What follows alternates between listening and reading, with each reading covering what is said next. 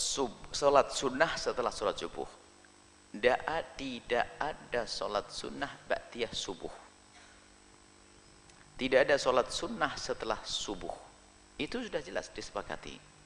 Cuman apakah kita memang tidak boleh sholat setelah sholat subuh? Dilihat dulu sholat apa itu. Kalau anda sholat ba'diyah subuh, nggak ada. Haram hukumnya karena tidak ada ba'diyah subuh. Maka sholat yang diharamkan setelah sholat subuh itu yang pertama sholat sunnah mutlak. Sholat sunnah yang tidak pakai nama. Yang kedua, sholat sunnah mutlak. Yang kedua adalah sholat sunnah yang sebabnya adalah menyusul. Sebabnya adalah belum terjadi. Seperti sholat dulu baru umroh.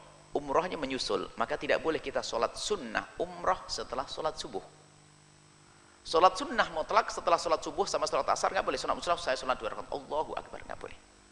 Tapi kalau anda mengqadha sholat wajib yang pernah anda tinggalkan, atau mengqadha sholat sunnah yang dikukuhkan yang tertinggal, boleh anda lakukan setelah sholat subuh. Misalnya tadi waktu anda pergi ke masjid, buru-buru sholat jamaah didirikan, anda belum sholat sunnah qabliyah subuh. Setelah itu, setelah assalamualaikum, anda melakukan sholat qabliyah subuh setelah sholat subuh. Dalam hal ini pun ulama mengatakan ini bukan qadha karena masih di waktu subuh. Atau mungkin di waktu asar, anda sibuk di waktu setelah zuhur sehingga anda tidak sempat melakukan sholat sunnah ba'diyah zuhur. 2 rakaat ba'diyah zuhur anda tidak sempat melakukan karena sibuk dengan tamu, melayani suami, melayani anak, sampai baru setelah itu ingat setelah sholat asar. Baru setelah sholat asar anda melakukan sholat ba'diyah zuhur. Ini dikisahkan, ada dikatakan oleh salah satu istri Nabi Ummu Salamah itu melihat Nabi Muhammad melakukan 2 rakaat setelah asar. Sa'altu anhuma, lalu aku bertanya tentang 2 rakaat yang dilakukan oleh Nabi setelah asar. Atani nasun min abdi Qais. Nabi menjawab, tadi waktu zuhur tadi, habis zuhur ada sekelompok kaum dari Bani Abdi Qais datang, ada sekelompok.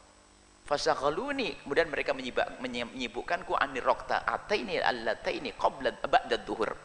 Sehingga tamuku itu menyibukkan aku sampai aku tidak sholat ba'diyah zuhur. Fahuma hatani, dan 2 rakaat ba'diyah zuhur itulah yang aku lakukan setelah sholat asar.